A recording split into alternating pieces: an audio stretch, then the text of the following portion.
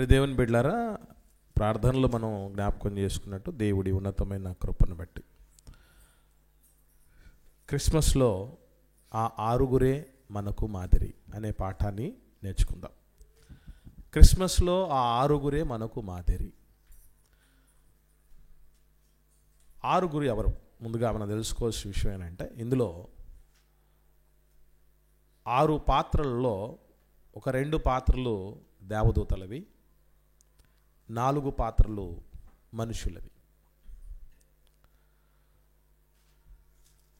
ఈ 2 పాత్రల్లో, దేవదూతల యొక్క 2 పాత్రల్లో ఒక చిన్న స్పష్టత మనం ఏం కనుక్కోవాలంటే, దేవదూతలు డైరెక్ట్గా దేవదూతలు అని ఉండదు అక్కడ. ఒక విషయంలో అంటే మనకు తెలుసు, క్రిస్మస్లో దేవదూతల ఎంట్రీ ఎక్కడ మనకు కనబడుతుంది అని అంటే, లూకాసు వార్త 2వ అధ్యాయంలో గొర్రెల కాపరులు గొర్రెలను మేపుతూ గొర్రెల మందలను కాచుకుంటూ ఉన్నప్పుడు దేవదూత వచ్చి గొర్రెల కాపరులకు యేసు ప్రభు యొక్క రాక గురించి తెలియపరిచినటువంటి విధానం, ఆ విషయం అంతా మనకు తెలుసు. అక్కడ మాత్రమే చాలామందికి స్ట్రైక్ అవుతుంది. అక్కడ మాత్రమే కాకుండా యోసేపు గారికి దేవదూత వచ్చి మాట్లాడటం జరిగింది, మరియమ్మ గారి దగ్గరికి వచ్చి దేవదూత మాట్లాడటం జరిగింది యేసు ప్రభు రాకడ కొరకు. ఇది మాత్రమే కాకుండా దేవదూత రూపము మార్చబడిన దేవదూత కూడా యేసు ప్రభు యొక్క రాకడ విషయంలో, యేసు ప్రభు యొక్క క్రిస్మస్ విషయంలో పాత్ర పోషించింది. రూపం మార్చుకున్న దేవదూత అంటే ఏంటో కాదు, నక్షత్రం. రూపం మార్చుకున్న దేవదూతను ఎందుకు అనాల్సి వచ్చిందనంటే, దేవదూతలే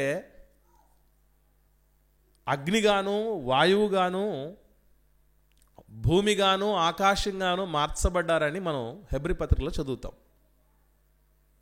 అంటే వాస్తవంగా చెప్పాలంటే, ఈరోజు ప్రకృతిలో మానవులను కాకుండా మిగతా వాటిని వేటిని చూసినా అవి ఎవరన్నమాట అంటే దేవదూతలే. సో ఒకటి డైరెక్ట్గా దేవదూతల పాత్ర, రెండవది రూపం మార్చబడిన దేవదూతలు అంటే నక్షత్రం పాత్ర. మానవులలో 4 పాత్రలు ఎవరు అని అంటే, యోసేపు మరియలు ఒకటైతే ఒక పాత్ర. వాస్తవంగా 2 పాత్రల కింద మనం వాటిని అనుకున్నా, ఒకే పాత్ర కింద అనుకున్నా సమస్య లేదు. ఎందుకంటే వారి ఇరువురు కూడా భార్యాభర్తలు, ఏక శరీరం. యోసేపు మరియల పాత్ర, ఆ తదుపరి జ్ఞానుల పాత్ర, ఆ తదుపరి చిన్నపిల్లల పాత్ర, గొర్రెల కాపరుల పాత్ర. 4 రకాలైనటువంటి వ్యక్తులు ఉన్నారు. ఒకటి యోసేపు మరియలు, రెండవది గొర్రెల కాపరులు, మూడవది జ్ఞానులు, నాలుగవది పసిపిల్లలు. నిజముగా ఈ 6 నాడు అందరము ఆచరించదగిన ఆమోదయోగ్యమైన ఆశీర్వాదకరమైనటువంటి క్రిస్మస్ను ఆచరించారు. ఒక విశేషమైన సంగతి ఏంటంటే, వారు ఆ 6 వలె మనం కూడా క్రిస్మస్ చేయొచ్చు. వారు ఖచ్చితమైనటువంటి మాదిరి మనకి. ఎటువంటి మాదిరి, ఏ పాత్రలు వాళ్ళు పోషించగలిగారు అనేది జాగ్రత్తగా ఒక్కొక్కటిగా ఆలోచిస్తూ ముందుకు సాగుదాం. మొట్టమొదటిగా క్రిస్మస్లో యోసేపు మరియల పాత్ర. బేసికలీ చాలామంది, చాలా సంఘాల్లో, చాలా సహవాసాల్లో క్రిస్మస్ సీజన్లో మరియమ్మ గారి కోసం చాలా ఆలోచన చేస్తారు. క్రీస్తు కొరకు మరియ త్యాగం అనేటటువంటిది, యేసు ప్రభును కన్నందుకు ఆమెకు కన్నీళ్లు మిగలటం జరిగింది అనేవి, ధన్య మరియా అనేటటువంటి పరిస్థితి, ఆశీర్వదించబడినటువంటి మరియా అనేటటువంటిది, క్రీస్తు తల్లి మరియా యొక్క త్యాగం అనేటటువంటి టైటిల్. ఈ మధ్యకాలంలో ఒక దైవజనుడిది నేను ఒకటి టైటిల్ చూసి, అదేంటంటే బాలింతకు చోటు ఇవ్వని బెత్లెహేము. బాలింతకు చోటు ఇవ్వని బెత్లెహేము అంటే యేసు ప్రభు యొక్క తల్లి విషయమై చెప్పబడుతున్నటువంటి విషయం అని మనం ఈజీగా తెలుసుకోవచ్చు. ఇలా మరియమ్మ గారి కోసం చాలా విషయాలు ప్రాముఖ్యంగా చెప్తారు, కానీ మరియమ్మ గారి కోసం కూడా తెలుసుకోవాల్సిన చాలా అద్భుతమైనటువంటి శ్రేష్టమైన సంగతులు కొన్ని ఉన్నాయి. అందులో అత్యంత ప్రధానమైన విషయం ఏంటంటే, యెషయా గ్రంథం 7వ అధ్యాయం 14వ వచనంలో మనందరికీ తెలిసినటువంటి విషయం ఏంటంటే, కన్యక గర్భవతి అయి కుమారుని కనడం జరుగుతుంది, అతనికి ఇమ్మానుయేలును పేరు పెట్టడం జరుగుతుందని చెప్పబడింది. మరియమ్మ గారు యేసు ప్రభుల వారిని ఈ లోకములోనికి తీసుకొని వచ్చేంత వరకు, లేదా ఆమె గర్భములో క్రీస్తు పడేంత వరకు కూడా పురుషుని ఎరుగని దానిగానే ఉండాలి. అందున పురుషుని ఎరుగనిదై ఉండటం అనేటటువంటిది ఒక ఆడకూతురికి ఎంత సవాలుకరమైన విషయం అని అంటే ఇప్పటి కాలంలో మరింత సంకటమైన పరిస్థితి. దాని గురించి పెద్దగా మనం ఆలోచించక్కర్లేదు. కన్య ఈరోజు వివాహం కోసం దొరకటం కష్టసాధ్యమైనటువంటి పరిస్థితులు ఉన్నాయి. అందున పాత నిబంధన కాలంలో మొదలుకొని క్రొత్త నిబంధన వరకు కొందరి ఆడకూతుర్ల గురించే చాలా స్పష్టంగా చెప్పటం జరిగింది. అంటే ఉదాహరణకి ఇస్సాకు గారి సతీమణి ఉన్నారు, ఎవరమ్మా? రెబెకమ్మ గురించి ఆమె కన్యక, ఏ పురుషుడు ఆమెను కూడలేదు అని రాయబడింది ఆమె గురించి చెప్తూ. కొంతమంది గురించి మాత్రమే ఇటువంటి పద ప్రస్తావన దేవుడు చేయటం జరిగింది కొత్త నిబంధనలో మరియ తల్లి గురించి. అలాగని చెప్పలేదని మిగతా వాళ్ళందరూ తప్పు చేశారని కాదు, కానీ ప్రత్యేకంగా వాళ్ళ గురించి గట్టిగా చెప్పబడింది. ఇకపోతే మరియమ్మ గారు కన్యగా ఉండటం ఎంత సవాలుకరమైంది అని అంటే, సాధారణంగా కన్యగా అంటే ఒక పురుషునితో పోయే విషయం ఒకటే కాదు, ఆమెకు ఒక వ్యక్తితో ప్రధానం కూడా అయింది. యేసు ప్రభు ఆమె గర్భాన పడే సమయానికి మరియమ్మ తల్లికి ఆల్రెడీ యోసేపు గారితో ప్రధానం జరిగింది. ప్రధానం జరిగిన తర్వాత వారు ఏకము కాకమునుపు కొంత సమయం అనేది ఇవ్వబడుతుందట. ఈ సమయం అనేది ఎందుకు ఇవ్వబడుతుందో కూడా చాలామంది తెలియదు. ఎంగేజ్మెంట్ మన భాషలో అర్థం అవ్వాలంటే, ఎంగేజ్మెంట్ తర్వాత పెళ్ళికి కొంచెం గ్యాప్ పెట్టుకుంటారు పెద్దలు. ఎందుకు పెట్టుకుంటారంటే మనకు తెలిసిన లెక్కలు కొన్ని మాత్రమే.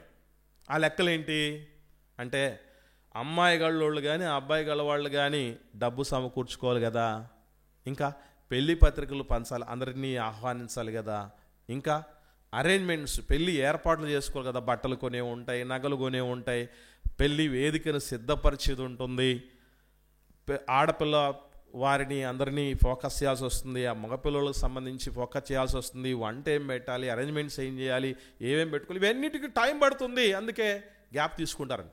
కానీ వాస్తవంగా వీటన్నిటికంటే మించి ఇవి కొసరు మాత్రమే. అసలు ఒకటి ఉంది, అదేంటంటే పరిశుద్ధ వివాహం సమయంలో ప్రధానం అనేది చేయబడిన తర్వాత అప్పటికి వాళ్ళు భార్యాభర్తలుగానే పిలువబడ్డారు. నీ భార్యని చేర్చుకొనుటకు సందేహపడద్దు అని అంటాడు. అంటే ఆల్రెడీ ఏమైందన్నమాట, ఆమె భార్య అయిపోయింది యోసేపు గారికి.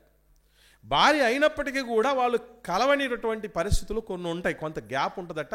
యూదుల సాంప్రదాయంలో, ఇశ్రాయేలు సాంప్రదాయాల్లో కొన్ని మాసములు మొదలుకొని ఒక పూర్తి ఏడాది వరకు ఈ గ్యాప్ పెడతారట. కొన్ని మాసాలు మొదలుకొని ఒక ఏడాది వరకు ఈ గ్యాప్ పెడతారట. ఎందుకు పెడతారు అని అంటే, ఆ చరిత్రలో చదివిన విషయాలు చాలా అద్భుతంగా అనిపించాయి నాకు.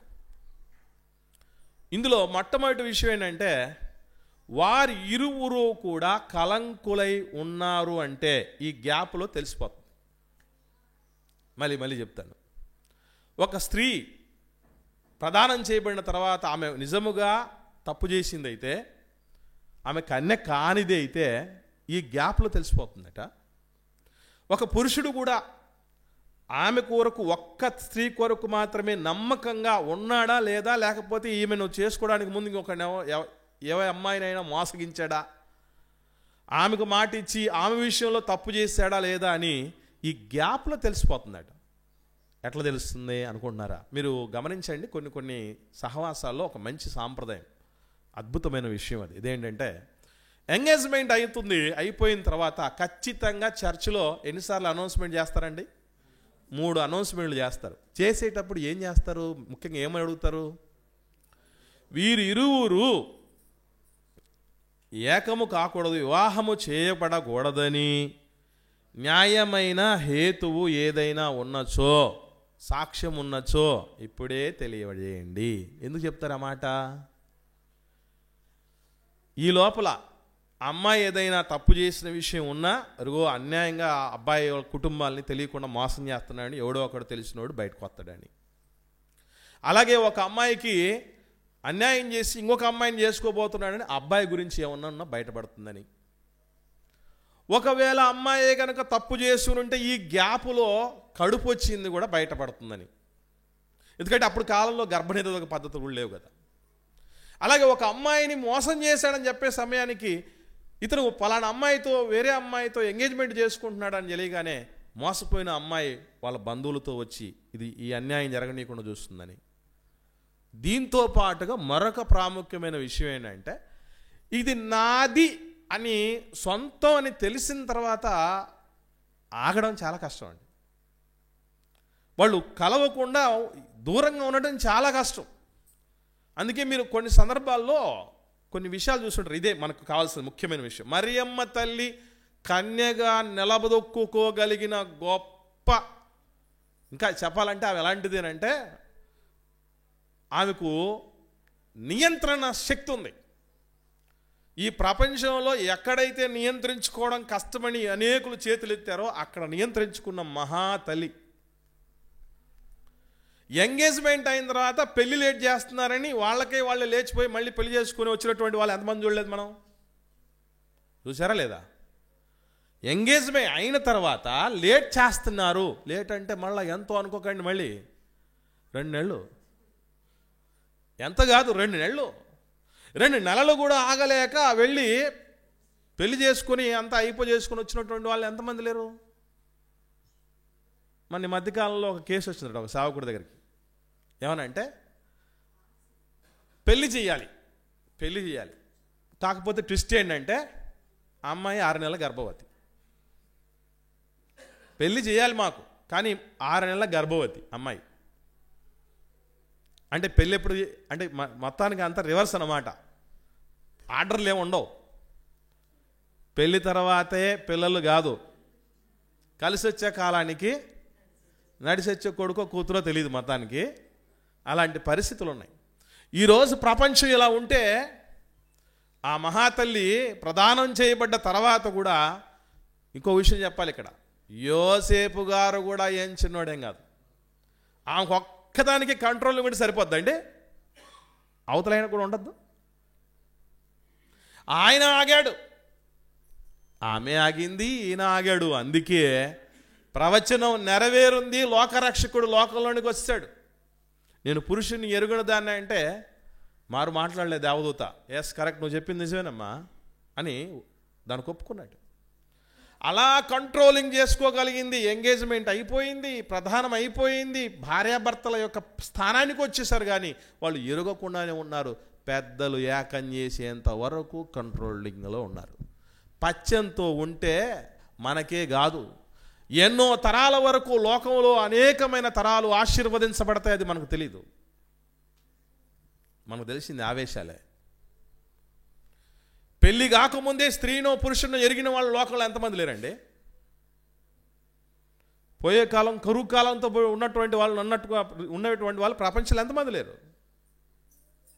అది మరియమ్మ గారు యోసేపు గారి పరిస్థితి ఎలా కాదు.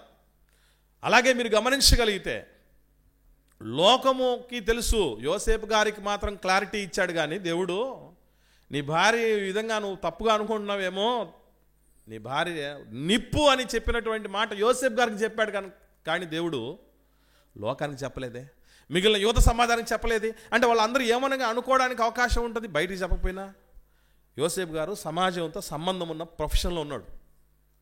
ఏమిటది? కార్పెంటర్.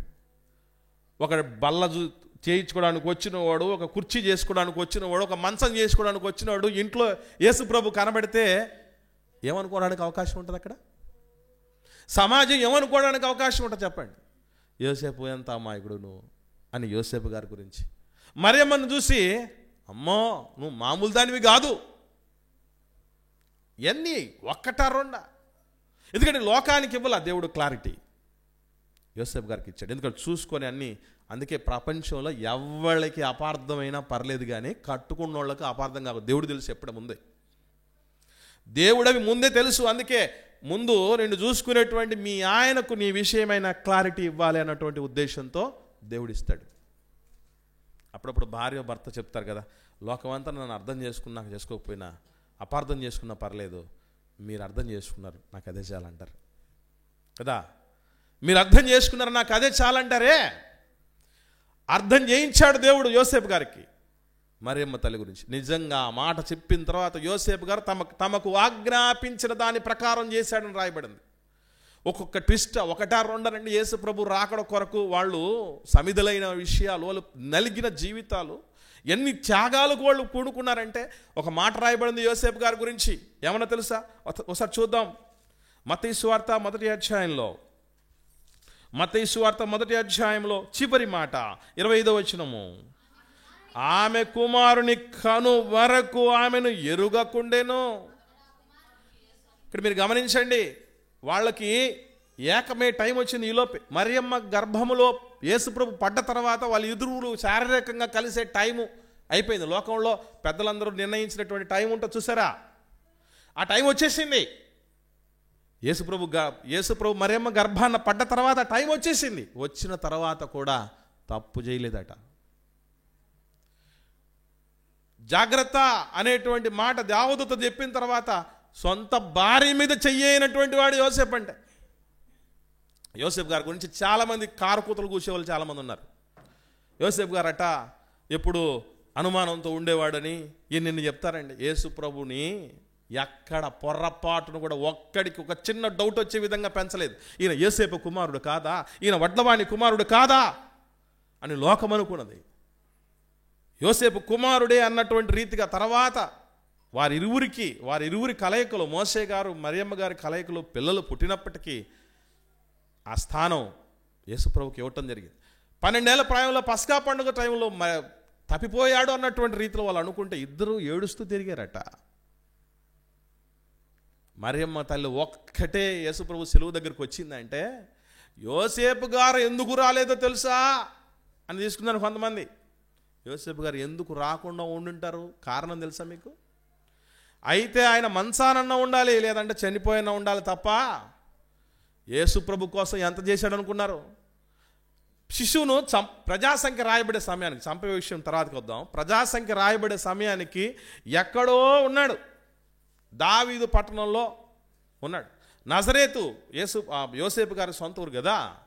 ఆ నజరేతు నుంచి బెత్లెహేముకు పోవటానికి ఎంత దూరము, నిండు చూలాలను తీసుకొని పోవాలంటే, ఇప్పుడు నాకు పుట్టే బిడ్డ అని అనుకుంటే చాలా పెయిన్ అయినా సంతోషంగా ఉంటుంది. కానీ అలాంటి పరిస్థితుల్లోనికి తనకు సంబంధం లేనటువంటి వ్యక్తి లోపల పెరుగుతున్నాడని తెలిసి కూడా ఏ మాత్రం సంకోచించకుండా వెళ్ళిపోయాడు, కష్టం నష్టాలు కోర్చాడు. మళ్ళీ కొంతకాలానికి శిశువును చంపజూస్తున్నాడు హేరోదు రాజు. నువ్వు ఐగుప్తుకు పారిపో అంటే, ఏంటి ప్రభువా ఇది, సుబ్బి పెళ్ళి ఎంకి సావుకు వచ్చిందన్న సామెతను చూసారా? నీకోసం నీ రక్షకుని, నీ కుమారుణ్ణి ఏదో చేసావు, బాగానే ఉంది, ఇప్పుడేంటి శిశువుని చూస్తున్నా అంటారు. రక్షకుడు అన్నావుగా, లోకరక్షకుడు అన్నావే, రక్షకుడిని చూడడం ఏంటి ప్రభువా? అయినా నాకు తెలియగలుగుతాను, కన్యకనే గర్భవతిని చేసి కన్యక నుంచి లోకరక్షకుడిని పుట్టించగలిగినటువంటి ప్రకృతిని నియమాలను మార్చగలిగిన సమర్థుడవే, శక్తిమంతుడవే, నీ కుమారుణ్ణి చంపాలనుకున్న వాడిని నువ్వెందుకు చంపవు? నువ్వెందుకు భయపెట్టవు? నేను వెళ్ళలేను ప్రభువా, ఆ ఐగుప్తు భాష నాకు రాదు, ఆ ప్రజలు కొత్త ప్రజలు, నాకు కుదరదు, ఇక్కడ మా వాళ్ళు బంధువులు పరిస్థితులు, నాకు ఇక్కడ పేదరిక పరిస్థితుల్లో ఉన్నా, నాకు అక్కడికి వెళ్ళాలంటే ఎట్లా? మాట్లాడలే, వెళ్ళిపోయాడు. చాలా కాలం ఉన్నాడు. ఉన్న తర్వాత మళ్ళీ ఇక్కడి నుంచి అక్కడ స్థిరపడే లోపే, అక్కడ క్లియర్ అయ్యే లోపే, అట్లా యోసేపు గారు వెళ్ళి ఐగుప్తులో కాసేపు ఉండి అంత క్లియర్ అయిపోయింది, ఉందాంలే ఇక్కడే అనుకునే లోపు మళ్ళీ నాయనాన్ని తట్టబుడ్డ సర్దుకొని మళ్ళీ వచ్చేయి, యెరూషలేముకి వచ్చేయి అని అంటే అక్కడ మాట్లాడలే. ఎన్నండి మహనీయులు వాళ్ళ జీవితాలలో. ఈరోజు మనం అందరం వేల సంవత్సరాలుగా క్రిస్మస్ని సెలబ్రేట్ చేసుకొని సంతోషంగా రక్షణ భాగ్యాన్ని అనుభవిస్తున్నామంటే నలిగిన చితికిన జీవితాలు ఎన్ని అనుకున్నారు? త్యాగంతో కూడుకున్న, పచ్చంతో కూడుకున్న బ్రతుకులు ఎన్నున్నాయి. వాళ్ళు అలా చేయాలి. చేస్తే క్రిస్మస్, వాళ్ళు క్రిస్మస్ విషయంలో కొత్త బట్టల కోసం చూడలే, డెకరేషన్ కోసం చూడలే, అప్పులు చేద్దాం, అవి చేద్దాం, ఇవి చేద్దాం, మనీ ముందు మీద ఆ సంఘం మీద కంటే మించిన రికార్డులు మనం బ్రేక్ చేద్దాం అన్నటువంటి రీతిగా చేయలేవాళ్ళు. క్రిస్మస్ అంటే ఇట్లరా చేసేదని ప్రపంచానికి చాటి చెప్పి చూపించేశారు. అది యోసేపు మరియలు చేసినటువంటి క్రిస్మస్. తర్వాత గొర్రెల కాపరులు వాళ్ళు మంద, దేశం పెద్దది, అందులో కొందరే మెలకుగా ఉండి గొర్రెలు కాచుకుంటూ ఉన్నారు అని రాయబడింది బైబిల్లో. అలా కాచుకుంటూ ఉంటే దేవదూత వచ్చి చెప్పగానే వీళ్ళు ఏం చేశారు తెలుసా అండి? ఒకసారి చూద్దాం. గొర్రెల కాపరులు చేసినటువంటి పని ఈరోజు మనం ఎంత ఆదర్శప్రాయమైనటువంటి పనిని గమనించగలిగితే, లూకాసు వార్త 2వ అధ్యాయం, లూకాసు వార్త 2వ అధ్యాయము 15వ వచనం నుండి చూద్దాం. 15వ వచనం నుండి, ఆ దూతలు తమ యొద్ద నుండి పరలోకమునకు వెళ్ళిన తర్వాత ఆ గొర్రెల కాపరులు జరిగిన ఈ కార్యమును ప్రభు మనకు తెలియజేయించి ఉన్నాడు. మనము బెత్లెహేము వరకు వెళ్ళి చూతము రండని ఒకరితోనొకడు చెప్పుకొని త్వరగా వెళ్ళి అంటే వాళ్ళు ఏం ఊరికే లేరు. ఏం చేస్తున్నారంట? ముందు గొర్రెలు కాస్తున్నారు. ఎవరికి అప్పగించారో ఏమో, ఏం చేసి వచ్చారో ఏమో, అవి ఏమైపోయావో ఏమో. వాళ్ళ జీవనోపాధి అది కదా. ఆ జీవనోపాధిని అంతటినీ పక్కన పెట్టేసి త్వరగా వెళ్ళి ఏం చేశారట? మరియను యోసేపును తొట్టిలో పండుకొని ఉన్న శిష్యుని చూశారు. చూచి ఏం చేశారు? వారు చూచి ఈ శిశువును గూర్చి తమతో చెప్పబడిన మాటలు ప్రచురము చేసిరి. గొర్రెల కాపర్లు తమతో చెప్పిన సంగతులను గూర్చి విన్న వారందరూ మిక్కిలి ఆశ్చర్యపడిరి. ఏమండి, ఇప్పుడు మీరు గమనించండి, దేవదూతలు వచ్చి గొర్రెల కాపరితో చెప్పారంటే ఖచ్చితంగా వాళ్ళు ఆశ్చర్యపోవడానికిలో వెంతే లేదు. బాగా వినండి, దేవదూతలు వచ్చి చెప్తున్నారంటే వాళ్ళు చాలా స్పెషల్, మానవాతీతమైనటువంటి రూపాల్లో ఉన్నటువంటి వాళ్ళు ఉంటారు అక్కడ. అలాగే దేవదూతలు వచ్చి గొర్రెల కాపర్లతో మాట్లాడేటప్పుడు ఏమొచ్చిందట? ఏమన్నా చదివామండి మనం? ఒకసారి చూద్దాం. 2వ అధ్యాయంలోని లూకాసు వార్త 2వ అధ్యాయంలో 9వ వచనం, ప్రభువు దూత వారి యొద్దకు వచ్చి నిలిచెను, ప్రభు మహిమ వారి చుట్టూ ప్రకాశించినందున వారు మిక్కిలి భయపడరు. ఇప్పుడు నేను అడుగుతున్నాను, దేవదూతలు గొర్రెల కాపల దగ్గరికి వచ్చేసరికి స్పెషల్ ఎఫెక్ట్స్ వచ్చారు, నమ్మడానికి అవకాశం ఉంది, బాగానే ఉంది. ఇప్పుడు గొర్రెల కాపరులు మిగిలిన వాళ్ళకి చెప్పేటప్పుడు స్పెషల్ ఎఫెక్ట్లు ఏమైనా వచ్చాయా? మహిమలు ఏమైనా ఉన్నాయా? ఏం లేవు కదా. ప్రకాశం ఏమైనా ఉందా? లేదు. అంటే ఒకరు ఒక విషయాన్ని కన్వే చేసేటప్పుడు వాళ్లకు కొన్ని ప్రకాశంతో విషయాలు వచ్చినా చెప్పేటప్పుడు వీళ్ళ దగ్గర ప్రకాశం లేకపోయినా అంత ప్రకాశంతో చెప్పచ్చు. విన్నోళ్ళందరూ ఆశ్చర్యపడే విధంగా ఉన్నది ఉన్నట్టు చెప్పేశారు. అసలు మనకి సాధ్యం వద్దా? నేను అడుగుతున్న విషయం. ఇప్పుడు కొంతమంది మనకు చర్చికి రాని వాళ్ళు ఉన్నారు, మన కుటుంబ సభ్యులే. భార్య వచ్చింది, భర్త రాలేదు, భర్త వచ్చాడు, భార్య బిడ్డలు వచ్చారు, పిల్లలు రాలేదు, బంధువులు రాలేదు, మిత్రులు రాలేదు. ఈ చర్చిలో ఏం జరిగిందో ఆరాధన పోసగొచ్చినట్టు చెప్పగలమా? అంత వద్దు, ఆరాధన అంత వద్దు, సందేశాలు చెప్పగలమా? చెప్పిన సేవకుడట్టు చెప్పాడో చెప్పగలమా? చెప్పలేం. మళ్ళీ ఒక విషయం చెప్పమంటారా? ఎంతో కాలంగా విన్నోళ్ళమే, ఏదో ఒక రూపంగా ఎవరో ఒకరికి చెప్పినోళ్ళమే, మొగోళ్ళం కాదు, అనుభవం లేనివాళ్ళం కాదు. కానీ దేవదూతలు చెప్పినప్పుడు గొర్రెల కాపర్లకు ఈ విషయాలన్నీ తెలీదు. దట్టు గొర్రెల కాపర్లకు ఉన్న పెద్ద డ్రాబ్యాక్ ఏంటంటే, ఎప్పుడు చూసినా ఎవరితో సహవాసంలో ఉన్న వాళ్ళు ఆ గొర్రెలతోనే సహవాసం. వాళ్ళకి ఏం భాష వచ్చు? ఏముంటుంది భాష? గొర్రెల కాపర్లకు ఏ భాష వచ్చి ఉంటుంది చెప్పండి, ఎక్కువగా తెలుసా మీకు? అన్నీ ఛాయటుర్రు అంతే కదా. అట్లాంటి వాళ్ళు డైరెక్ట్గా దేవదూతలు ఏం చెప్పారు? అవన్నీ మొత్తం పూసగుచ్చినట్టుగా చెప్పారు. చెప్పిన మాటలు విన్నోళ్ళందరూ ఆశ్చర్యపడ్డారంటే, అయితే గీతే మనకు క్రిస్మస్ రూపంలో ఏవైతే అన్ని ప్రతి సంవత్సరం సందేశాలు అందించబడుతున్నాయో అవి సిగ్గు తెచ్చుకోవాలి మనం. ఏమనంటే కనీసం కొన్ని అయినా ఎవరితోనైతే చెప్తున్నామా? నీ చెప్పలేము. పెట్టలేనమ్మా, ఏం చేయాలట? పెట్టే ఇంటినైనా చూపించాలట. మనం ఎట్లాగా చెప్పలేము. కనీసం ఇటువంటి సందేశాలు 10 మందికి పంపించగలమా? ఒరే వినరా బాబు అని చెప్పగలమా? ఇది చేయాలి. అంటే గొర్రెల కాపరులాగా చెప్పలేము, చెప్పినటువంటి మాటల్ని అనేకులకు చేరవేయలేము. మనం ఏం చేయగలం చెప్పంటారా? క్రీస్తు పేరిట గొర్రెలను కోసుకొని తినగలం. గొర్రెలను కోసుకొని తినగలం తప్ప గొర్రెల కాపర్లాగా ఉండలేం. వాళ్ళలా చేస్తేనే క్రిస్మస్ అంటే. వాళ్లకు అసలు వాళ్ళ జీవనోపాధి, మీరు మీ జీవనోపాధిని చేసుకుంటేనే, మీ కుటుంబాలతో చల్లగా చక్కగా సంబరం చేసుకుంటేనే చేయాల్సిన పని చేయండి అని దేవుడు అంటూ ఉన్నా మనం ఇది చేయలేకపోతున్నాం. ఎంత డిఫరెన్స్! అది గొర్రెల కాపరులు చేసిన క్రిస్మస్. నెక్స్ట్, జ్ఞానులు చేసిన క్రిస్మస్ ఎలా ఉంది? జ్ఞానులు క్రిస్మస్ ఎలా చేయగలిగారు అని అంటే, ఎక్కడో నిజంగానండి వాళ్ళు చేసిన జర్నీ ఎంత టైమో చూస్తే ఒక మాట చెప్పబడింది బైబిల్లో, మనకు అందరికి తెలుసు. మత్తయి సువార్త 2వ అధ్యాయం, మత్తయి సువార్త 2వ అధ్యాయము 16వ వచనం చూడండి.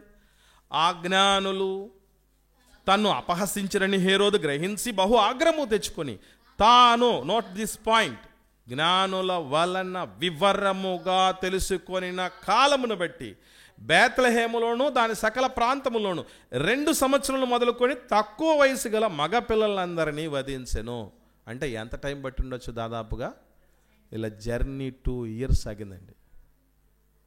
ఈ క్వశ్చన్ చెప్పంటారా?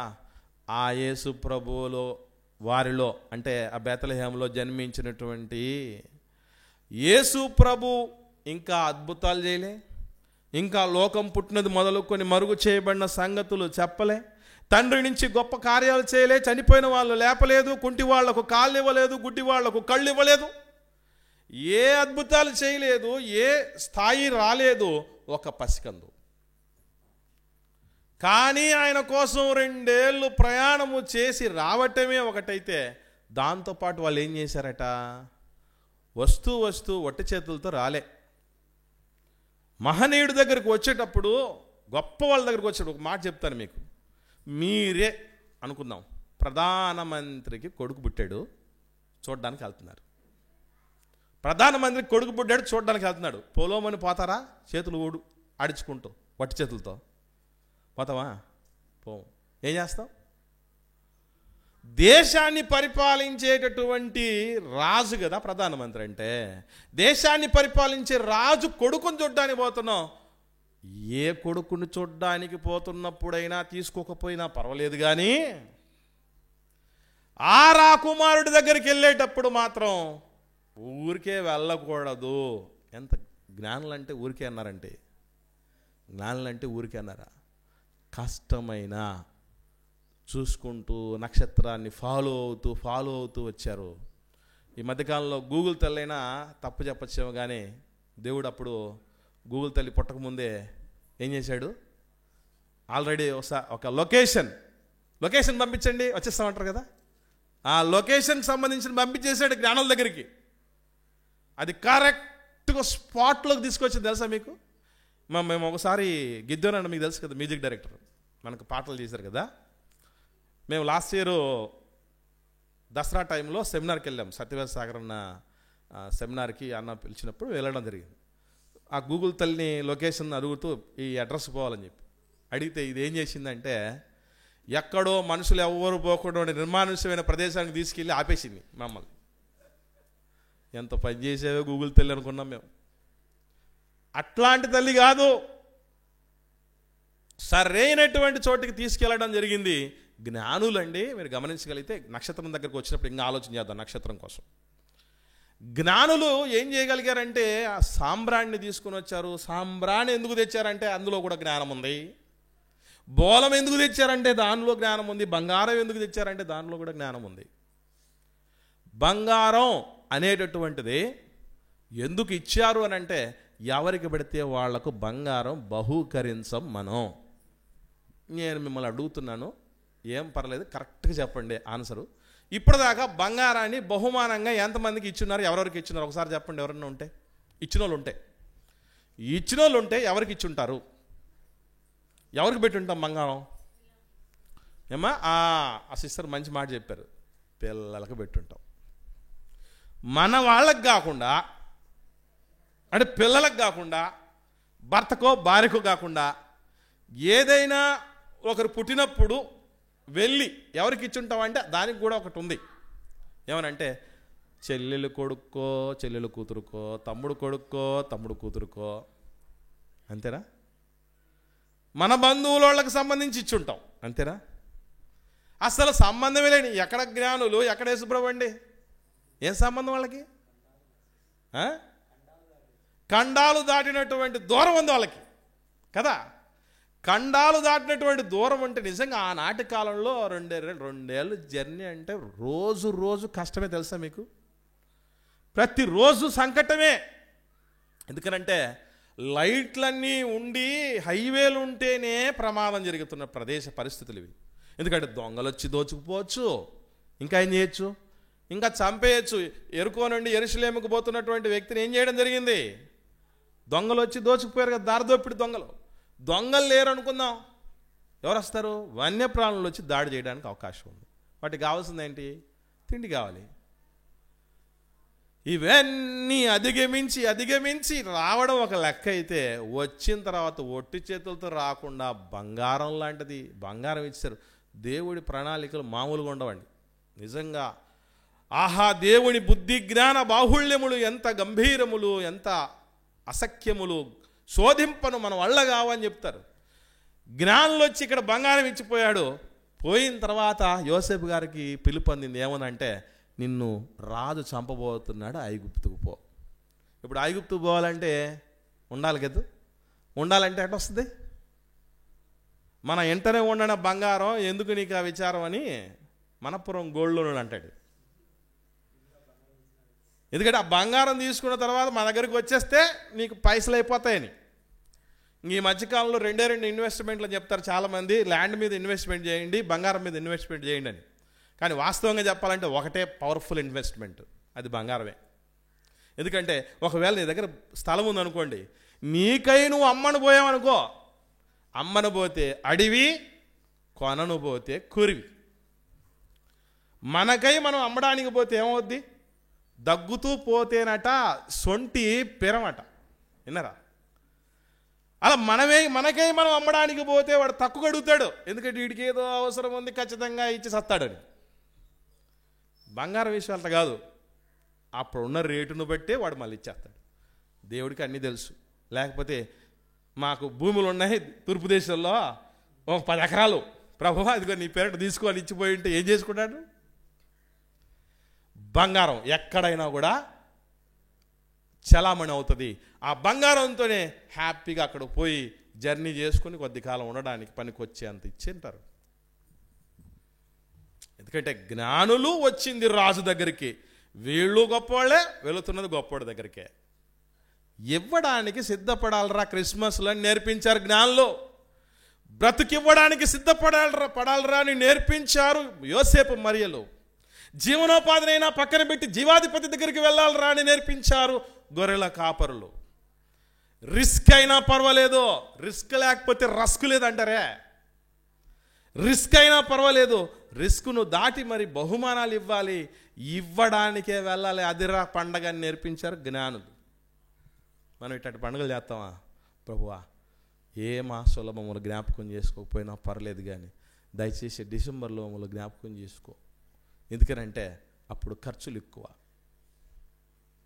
మాకు ఖర్చులు ఎక్కువ ప్రభా, నువ్వు ఏం చేస్తావో నాకు తెలియదు, మొత్తానికి మాత్రం 50,000 ఎక్స్ట్రా ఇచ్చేయి. మేము సంపాదించే సంపాదనకు 50,000 ఎక్స్ట్రా ఇచ్చేసేయి, మళ్ళీ నీ రుణం ఉంచుకోను, చర్చిలో 10-15 వేస్తాం. ఇది మన ఆలోచన. కానీ క్రిస్మస్ అంటే ఇచ్చేయటం రా, త్యాగం చేయటం రా అని నేర్పించినటువంటి వాళ్ళు అదే మాదిరి అని చెప్పింది, ఊరికే కాదు.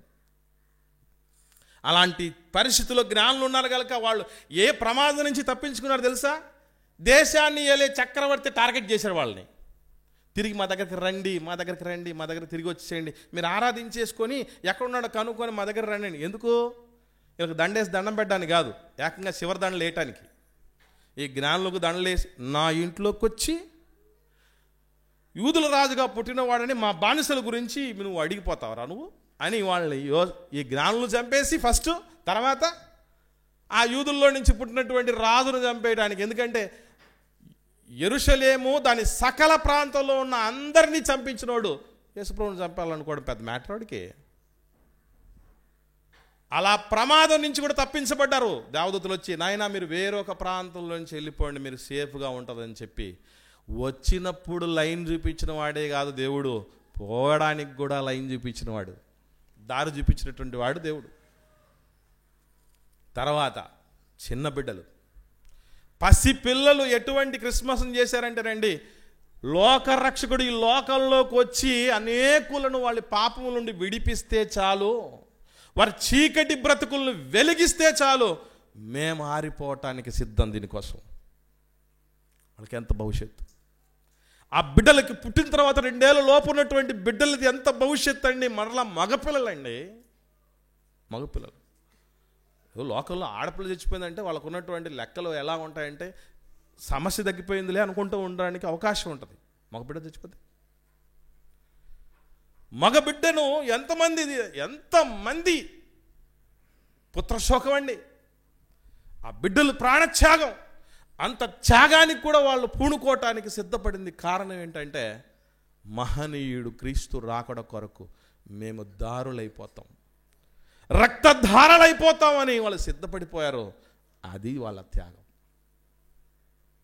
ఈరోజు ఎంతో అనుభవించిన వాళ్ళు కూడా ఏ చిన్న త్యాగానికి సిద్ధపడలేకపోతున్నారంటే ఇదా క్రిస్మస్ మనం చేసుకునేది. నువ్వు త్యాగం అయిపోయావు ప్రభు అని చెప్పడమే కాదు, నువ్వు త్యాగం అవటానికి వచ్చావని కాదు, నీలాగా మేము అవుతాం. ఆ యోసేపు మరేలాగా కూడా అయ్యే ప్రయత్నం చేస్తాం. ఈ క్రిస్మస్ నుంచైనా ఆ జ్ఞానుల వల్ల జీవనోపాధాన్ని కొద్దిగా సమయమైనా పక్కన పెడతాం. గొర్రెల కాపరులాగా కష్టమైన నష్టమైన ప్రాణానికి ప్రమాదకరమైందైనా వారు ఆ నక్షత్రమును చూసి అత్యానంద భరితులై వచ్చారట. ఎందుకు ఇంత ఆనందం? ఇంత ఆనందంగా వస్తాం ఆ దేవుడి సన్నిధికి మనం. మళ్ళీ ఆదివారం వచ్చేసిందిరా బాబు అని అనుకుంటున్నా. వాళ్ళు అలాంటి సంతోషంలో ఉన్నారు. వధించటానికి బతుకులు భవిష్యత్తులను పణంగా పెట్టడానికి సిద్ధమైపోయారు. పసికందులు, బుద్ధి జ్ఞానం లేని వాళ్ళు, యేసు ప్రభు కొరకు ఏమీ తెలియనటువంటి వాళ్ళు బ్రతుకులు ఇవ్వడానికి సిద్ధపడిపోయారు. అన్నీ తెలిసినటువంటి వాళ్ళు మనం ఏం చేయడానికి సిద్ధపడ్డాం. ఇది నలుగురు చేసిన క్రిస్మస్. 4 పాత్రలు చూసాం మనుషుల్లో నుంచి. ఇక దేవదూతల్లో నుంచి చూద్దాం. వాళ్ళల్లో దేవదూతలు ఏం చేశారట? యేసు ప్రభు జనన పూర్వపు సంగతుల దగ్గర నుంచి ఆయన పునరుత్థానం వరకు సాక్షులుగా ఉండి ప్రభు కొరకు నిలబడ్డ వాళ్ళనండి దేవదూతలు అంటే. మీకు క్వశ్చన్ చెప్పమంటారా? ఇలాంటి దేవదూతల లాంటి వాళ్ళమే మనం కూడా అని రాయబడింది బైబిల్లో. ఎఫ్రొదితు గురించి మీ దూత అంటాడు. దూత అంటే అర్థం ఏంటి అనుకున్నారు? ప్రతినిధి అని అర్థం. బాప్తిస్మిచ్చే యోహాను గారి గురించి కూడా ఏమని చెప్పడం తెలుసండి? ఇదిగో నా దూతను నీకు ముందుగా పంపిస్తాను. ఎవరా దూత అంటే బాప్తిస్మిచ్చే యోహాను గారు. దేవదూతలు మనము ఒకటి కాదు, కానీ చేసే పనిని బట్టి దేవదూతలంగా మనం కూడా పిలువబడ్డాము. యేసు ప్రభు జనన విషయాల్ని లోకానికి చాటతడమే కాదు, అక్కడి నుంచి మొదలు పెడితే ఎక్కడెక్కడ యేసు ప్రభు విషయంలో దేవదూతలు పరిచయం చేసి వచ్చారో తెలుసా అండి? బాప్తిసం తీసుకున్న తర్వాత 40 రోజులు ఉపవాసం ఉన్నాడు. అక్కడ ఎవరున్నారు తెలుసా యేసు ప్రభుతో పాటు? ఒకసారి చూద్దాం. మార్కు సువార్త చూద్దాం. 1వ అధ్యాయము 13వ వచనం. మార్కు సువార్త 1వ అధ్యాయం 13వ వచనం. ఆయన సాతాను చేత శోధించబడుతూ అరణ్యములో 40 దినములు అడవి మృగములతో కూడా ఉండెను, మరియు దేవదూతలు ఆయనకు పరిచర్య చేయుచుండిరి. యేసు ప్రభు రాకడ కోసం మాత్రమే కాదు పాత్ర పోషించింది దేవదూతలు. ఆయన పరిచర్యలో కూడా పరిచర్య చేస్తూ ఉన్నారట. రాబోయే మహాసంగ్రామం సాతానుతో వాడి దూతలతో జరిగించబోతున్నాడు. పవిత్ర యుద్ధం చేయబోతున్నాడు. దాని కొరకు మేము కూడా సిద్ధం చేస్తున్నాం. ఇందులో మా పాత్ర ఉందని. ఈరోజు రక్షణ కార్యానికి సిద్ధపడుతున్నటువంటి సంఘం కోసమో సేవకుడి కోసమో మనం కూడా మన వంతు పాత్ర ఉందని సిద్ధపడ్డాం అనుకోండి, అది అసలు క్రిస్మస్ అంటే. దేవదూతలు యేసు ప్రభువుకు పరిచర్య చేస్తూ వచ్చేట. పరిచర్య ఏదో ఒకటే కాదండి, ఎన్ని సందర్భాల్లో. గెత్సెమనే తోటలో ఉన్నాడు, గెత్సెమనే తోటలో ఉంటే దేవదూతలు వచ్చి బలపరిచారని రాయబడింది. ఆ తదుపరి యేసు ప్రభులు వారు పునరుత్థానుడైన తర్వాత, మీరు సజీవుడైన వాడిని మృతుల్లో ఎందుకమ్మా వెతుకుతున్నాడు, ఆయన ఇక్కడ లేడు, ఆయన చెప్పినట్టుగానే లేచి ఉన్నాడని గంభీరమైనటువంటి సత్యాన్ని తెలియపరచడం జరిగింది. మానవ జీవితానికి మరణం ముగింపు కాదని లోకానికి బాహాటంగా తెలియపరచడంలో ప్రధానమైన పాత్ర పోషించే దేవదూతలు. ఆ సమాధి రాయి ఎవరంటే దొర్లించింది? దేవదూతలే కదా. సమాధి రాయి దొర్లించి దాని మీద కూర్చొని, కనీసం అంటే ఈ సమాధి రాయి దొర్లించినంత మాత్రం చేత అందరూ అర్థం చేసుకోరు అని అర్థం చేసుకొని వాళ్ళ ద్వారా ఏమని చెప్పించాడు దేవుడు, మీరెందుకు ఇక్కడ ఎత్తుతున్నారు, చెప్పలేదా మీ ప్రభు, ఎన్నిసార్లు చెప్పాడు మీకు తిరిగి లేస్తానని అన్నట్టుగా చేసేవాడే మీ ప్రభు. కాబట్టి వెళ్ళి లోకానికి అందరికి చాటండి అని వాళ్ళు చాటమని చెప్పిన వాళ్ళు. ఈరోజు ఈ దేవదూతల పాత్ర మనది. మన ప్రభువుకి, మన ప్రభు ప్రాణం పెట్టి సంపాదించుకున్న సంఘానికి, దాని సరిహద్దుల విస్తరణకి, ఆత్మల రక్షణకి సిద్ధంగా ఉండాలట. యేసుప్రభుల వారు మాట్లాడుతూ అంటారు, చిన్న బిడ్డల యొక్క దూతలట ఏమని చెప్తారు, వీరు దూతలు నా తండ్రి ముఖాన్ని ఎప్పుడు చూస్తూ ఉంటారు. ఎందుకంటే ఆయన ఎప్పుడు ఆజ్ఞాపిస్తాడా మేము పాటించాలా, సిద్ధపడిపోవాలని. లేటే చేయరండి. అబ్రహామా ఆగు అని ఆ పిలుపు ఎవరిచ్చారనుకున్నారు? దేవదూతలు ఇచ్చింది మాటలు. ఎందుకంటే దేవుడి మాట డైరెక్ట్గా వింటే మనం ఎవరు బతకం, ఈ చెవులు పనిచేయవు. క్షణం ఆలస్యంగా అయి ఉంటే ఎంత ప్రమాదం అయిపోయేది. యోనా గారిని సముద్రంలో పడేశారు. కాస్త లేట్ అయింటే నియమించినటువంటి మహామత్స్యం వచ్చి తినడానికి లేటే చెయ్యకుండా అద్భుతమైనటువంటి రీతిలో ప్రభు మహిమ కోసం, ఆయన లోక రక్షణ త్యాగం కోసం వాళ్ళు కూడా పాత్రదారులు అయ్యారే. అది దేవదూతల్లా ఈరోజు మనం పోషించాల్సిన పాత్ర ప్రియులరా. ఆఖరిగా నక్షత్రం, మార్పు నొందినటువంటి నక్షత్రం కదూ. ఆ నక్షత్రం ఏం చేసింది అని అంటే నిజంగా అద్భుతమైనటువంటి విషయాలు నక్షత్రం గురించి ఉన్నటువంటి విషయాలు ఉన్నాయండి. చూద్దాం. మత్తయి సువార్త 2వ అధ్యాయము 9వ వచనం. వారు రాజు మాట విని బయలుదేరిపోచుండగా వారు తూర్పు దేశమున వారు చూచిన నక్షత్రమును ఆ శిశువు ఉండిన చోటికి మీదుగా వచ్చి నిలుచు వరకు వారికి ముందుగా నడిచెను. నిజంగా మనం గుర్తుపెట్టుకోవాల్సిన విషయం ఏంటంటే, నక్షత్రానికి 2 అద్భుతమైనటువంటి లక్షణాలు ఉన్నాయి. ఇక్కడ యేసు ప్రభు నక్షత్రంగా పెట్టబడుతున్న ఈ నక్షత్రానికి ఏమిటంటే, మొట్టమొదటిది ఎక్కడికి తీసుకురావాలో అక్కడికి తీసుకుని వచ్చాయి. తీసుకొచ్చిన తర్వాత వాటి పని అయిపోయిన తర్వాత కనబడకుండా పోయాయి. ఎక్కడికి తీసుకురావాలో అక్కడికి తీసుకొచ్చింది నక్షత్రం. ఏమని రాయబడింది చూడండి, ముందు చివరి మాట, ఆ శిశువు ఉండిన చోటికి మీదుకు వచ్చి నిలుచు వరకు ముందుగా నడిచింది. తర్వాత ఏమైంది? No leading.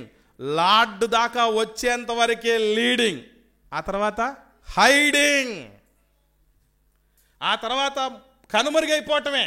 అంటే ఈరోజు మనం అందరం ప్రభు దగ్గరికి జనాలను, లోకాన్ని, మనుషులందరినీ తీసుకొని వచ్చి నేనే దీనికి కారణం అని కాదు ఉండాల్సింది. మన పాత్ర కనుమరుగైపోవాలి. అనేకులను తీసుకొని వచ్చి ప్రభు ప్రాణాక్రాంతులను చేసి ఒకరోజు మన పాత్రను మనం ఏం చేసుకోవాలి? ముగించుకోవాలి. అది నక్షత్రం నేర్పుతున్న గుణపాఠం. స్టార్ స్టార్ స్టార్ స్టార్ అని అందరూ స్టార్లు అయిపోవాలనుకుంటారు, కానీ స్టార్ కూడా మరుగైపోవాలి, మర్చిపోకండి. ఈరోజు చూడండి, ప్రభు స్థానంలోకి ఎంతమంది దైవజనులు వచ్చేసారు, అభిమాన గణాన్ని పెంచుకున్నారు, వాళ్ళని కనబరుచుకుంటున్నారు. నక్షత్రం నేర్పించే గుణపాఠం ఏంటో తెలుసా? ఎవరి దగ్గరికి తీసుకురావాలో వాళ్ళ దగ్గరికి తీసుకొచ్చిన తర్వాత నువ్వు కనబడకుండా పోవాలి, అంతే.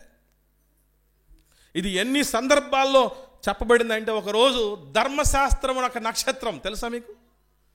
క్రీస్తు నొద్దకు నడిపించిన నక్షత్రం క్రీస్తు దగ్గరకు వచ్చిన తర్వాత ఏమైపోయింది? ధర్మశాస్త్రమైన నక్షత్రం కనుమరుగైపోయింది.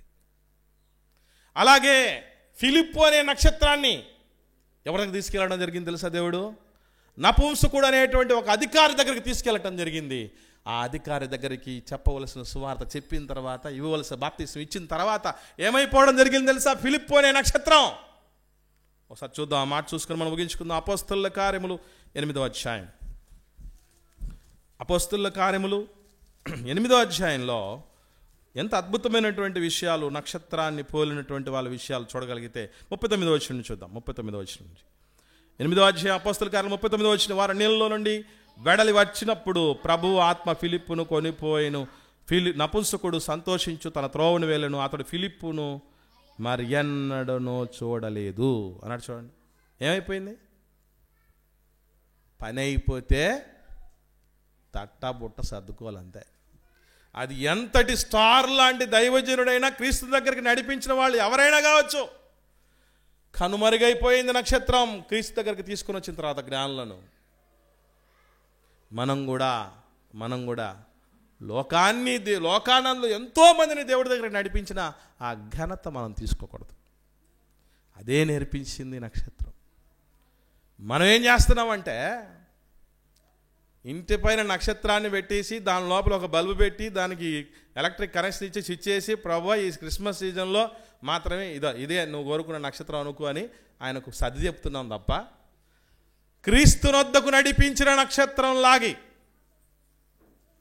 నేను అందుకే పాట రాశాను, ఇంటిపైన చొక్కే పెట్టి అనేటటువంటి దానిలో, ఇంటిపైన చొక్క పెట్టి కడుపు నిండా సొక్కేసుకోవటం కాదు, అలనాటి సొక్కావలే మనిషిని క్రీస్తు వైపు నడపాలి.